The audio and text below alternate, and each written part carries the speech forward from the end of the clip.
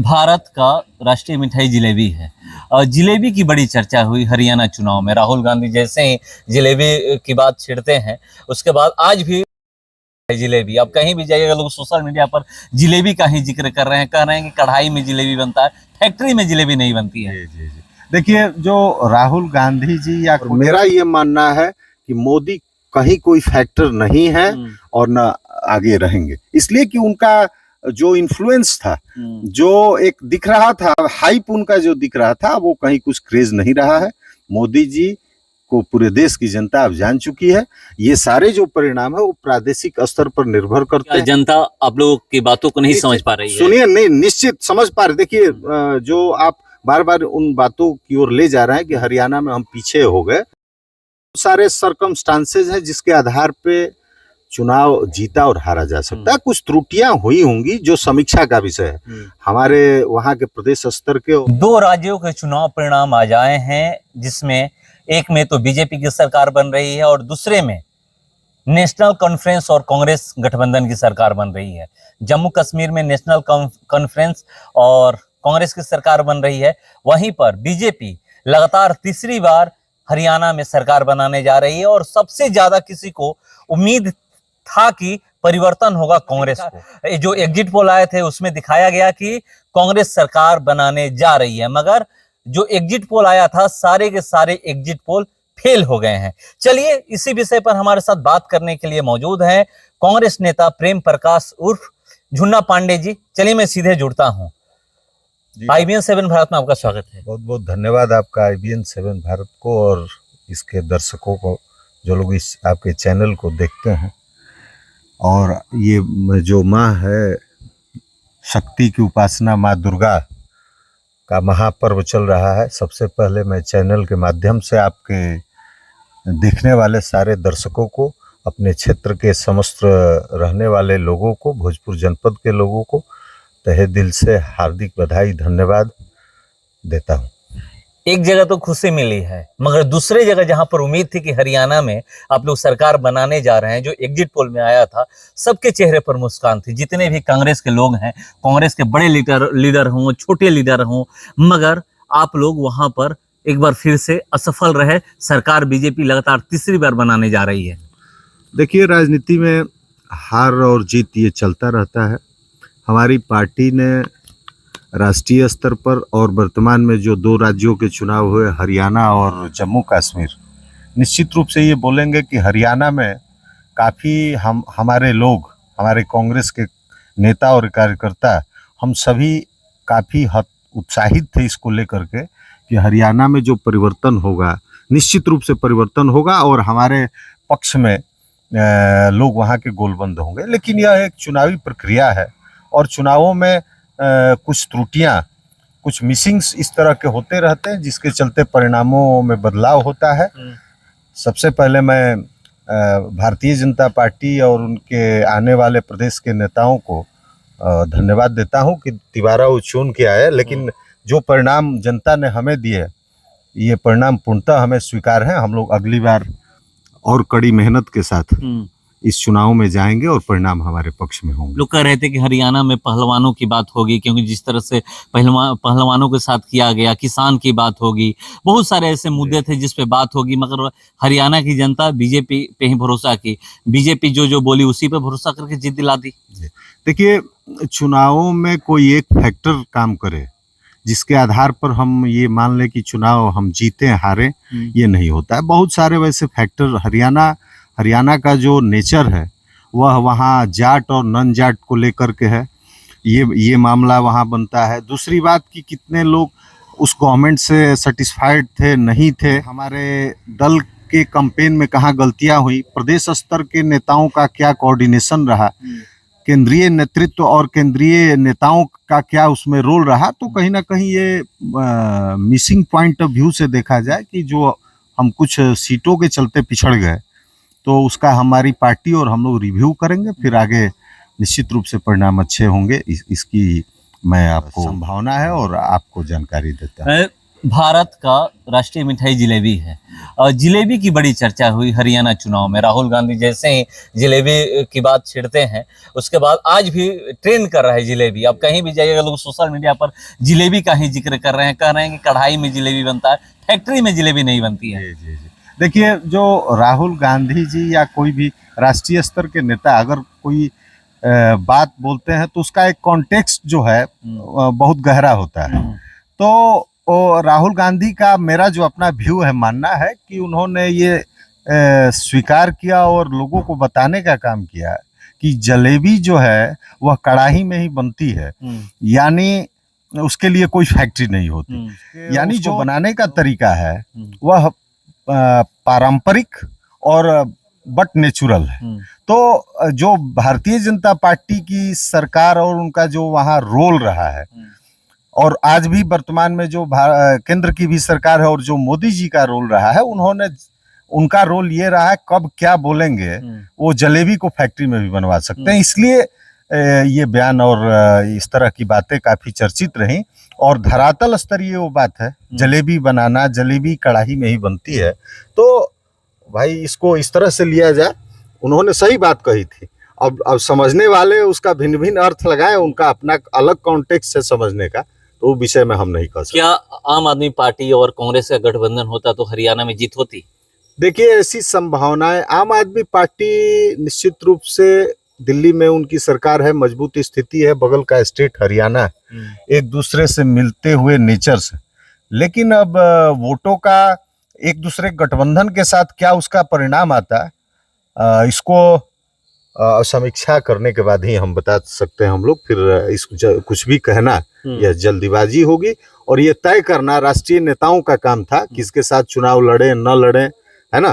कांग्रेस अकेले वहां मजबूत पहले भी थी, आज भी है, आगे भी रहेगी। क्या आप मानते हैं कि अभी भी मोदी फैक्टर चल रहा है, क्योंकि हरियाणा में जिस तरीके से जीत हुई है? देखिए, मोदी कहीं कोई फैक्टर नहीं है। मोदी फैक्टर जो है यह आपके मीडिया द्वारा फ्रेम किया हुआ मामला है। 2014 में जब मोदी जी आए तो यूपीए गवर्नमेंट के खिलाफ जो इन लोगों ने दुष्प्रचार किया और जो बातें सामने रखी, तो वह जनता को अच्छी लगी और जनता ने उनको वोट किया। 2019 में भी जनता ने उनको रिपीट किया। लेकिन विगत 10 वर्षों देखने के बाद जो अभी 2024 के चुनाव हुए, इन चुनाव परिणामों ने बता दिया कि मोदी जी का कहीं कोई फैक्टर नहीं है। वोटर्स इस बात को समझ रहे हैं, देश की जनता इस बात को समझ रही है कि विगत 10 वर्षों में मोदी जी ने जो काम किया वह कितना प्रतिशत सही था और कितना गलत। तो असेसमेंट के हिसाब से ये चलता रहा है, और मीडिया ने मोदी फैक्टर और भिन्न भिन्न फैक्टरों का नाम दिया, और मीडिया आज भी उनको मैनेज्ड मीडिया जो है एक तरह से उनके हाथों में है, और मीडिया उनका पक्ष रखती है। नहीं, क्योंकि सवाल मैं इसलिए किया कि तीसरी बार हरियाणा में सरकार बन गई और जम्मू कश्मीर में भी सीटें बढ़ी है, घटी नहीं है। 2014 में जब चुनाव हुए थे तो बीजेपी को 25 सीटें मिली थी। इस बार जो चुनाव हुए हैं 10 सालों बाद, तो बीजेपी को 29 सीटें मिली है, तो वहां भी तो सीटें बढ़ी है। देखिए, उन सीटों का बढ़ना और घटना, प्रदेश स्तरीय चुनाव हो रहे हैं, उसकी समीक्षा वहां के स्थानीय लोग प्रादेशिक स्तर पर करते हैं। निश्चित है कि पार्टी, भारतीय जनता पार्टी एक नेशनल पार्टी है, कांग्रेस एक राष्ट्रीय पार्टी है, तो क्रेडिट गोज टू लीडरशिप। ताली भी कप्तान को और गाली भी कप्तान को। तो अगर उस हिसाब से देखा जाए तो उसमें बहुत ज्यादा उनको एडवांटेज कहीं नहीं मिला है। और मेरा ये मानना है कि मोदी कहीं कोई फैक्टर नहीं है और न आगे रहेंगे, इसलिए कि उनका जो इन्फ्लुएंस था, जो एक दिख रहा था, हाइप उनका जो दिख रहा था, वो कहीं कुछ क्रेज नहीं रहा है। मोदी जी को पूरे देश की जनता अब जान चुकी है। ये सारे जो परिणाम है वो प्रादेशिक स्तर पर निर्भर करते हैं। हरियाणा का परिणाम हो, जम्मू कश्मीर का परिणाम हो, वहां की जनता ने वोट दिया है, और उनके दिमाग में वोट देते समय उनके दिमाग में ये बातें होंगी कि पूर्व की प्रदेश की सरकारों ने क्या किया, उसके आधार पर ये वोट। आगे दो राज्यों में चुनाव है, महाराष्ट्र और झारखंड में, कितना बड़ा प्रभाव पड़ने वाला है? क्योंकि इसको जो हरियाणा का जो एग्जिट पोल आए थे और फिर आप जम्मू कश्मीर के जो आए थे, उसके बाद से ये कहा जाने लगा था कि बीजेपी कहीं ना कहीं अगर यहाँ पिछड़ती है तो महाराष्ट्र और झारखंड में इसका प्रभाव पड़ेगा। बीजेपी दोनों जगह अच्छा की है, एक जगह तो सरकार बनाई है और दूसरा जगह बेहतर की है जम्मू कश्मीर में, तो इसका क्या प्रभाव पड़ेगा महाराष्ट्र और झारखंड में? देखिए, प्रदेश स्तर के जो चुनाव होते हैं उनका अपना एक अलग अलग सिनेरियो, उनके अलग अलग इश्यूज होते हैं। ये ठीक है कि हरियाणा और जम्मू कश्मीर के चुनाव हुए, तत्कालिक महाराष्ट्र और झारखंड के भी। देखिए, हमारे नेतृत्व ने, खास करके राहुल जी ने इस बात को हमेशा स्वीकार किया है, कहते भी हैं और हम लोग भी स्वीकार करते हैं। कांग्रेस ने विगत 65 वर्षों 70 वर्षों तक जो शासन किया इस देश में, और बीच के कालों में बहुत हम पीछे गए और फिर दोबारा हम भिन्न भिन्न राज्यों में और राष्ट्रीय राजनीति में भी मजबूती के साथ उभर रहे हैं। तो मेरे लिए हर एक प्रदेशों में सिर्फ सरकारें बनाना यह कांग्रेस का उद्देश्य नहीं है। कांग्रेस का उद्देश्य यह भी है कि भारत में रहने वाले लोगों को, उन लोगों को जो लोग बिलो गरीब हैं, बेरोजगार हैं, किसान हैं, मजदूर हैं, वैसे समूहों का नेतृत्व करती है और उनके कल्याण के लिए जहां गवर्निंग स्थिति में है वहां सरकारों द्वारा, अगर जहां नहीं है वहां अपोजिशन की सशक्त रोल में हम लोगों ने हमेशा काम करने का प्रयास किया है और आगे भी करते रहेंगे। तो ये मेरा व्यू अब है कि महाराष्ट्र और झारखंड, महाराष्ट्र में तो उनकी सरकार है वर्तमान में, तो बीच में भी उनकी शिंदे साहब उधर चले। देखिए, बहुत सारी उलट पुलट जो अस्थिरता की स्थिति झारखंड में महागठबंधन की है और महाराष्ट्र में एनडीए गठबंधन। वही तो मैं बोल रहा था ना कि शिंदे साहब हैं, वो एनडीए के घटक हैं, और झारखंड में जो हमारे अभी मुख्यमंत्री हैं सोरेन साहब, तो हम लोग इनके साथ। तो महाराष्ट्र में जो उठापटक विगत 5 वर्षों से हुआ, तो ये 5 वर्षों के कार्यकाल में महाराष्ट्र में राजनीति को उस लेवल तक भारतीय जनता पार्टी ने पहुंचा दिया जिससे लोगों को शर्म आती। इतनी बार गठबंधन टूटा, लोग पार्टियां अलग हुई, तो राजनीति करने का इनके पास कहीं कोई स्केल नहीं है और हमेशा तोड़फोड़ की राजनीति करना, अस्थिर करने की राजनीति करना, खरीद के विधायकों को राजनीति करना, ये भारतीय जनता पार्टी और उनके काम में ये प्रमुख हिस्सों का हिस्सा है यह।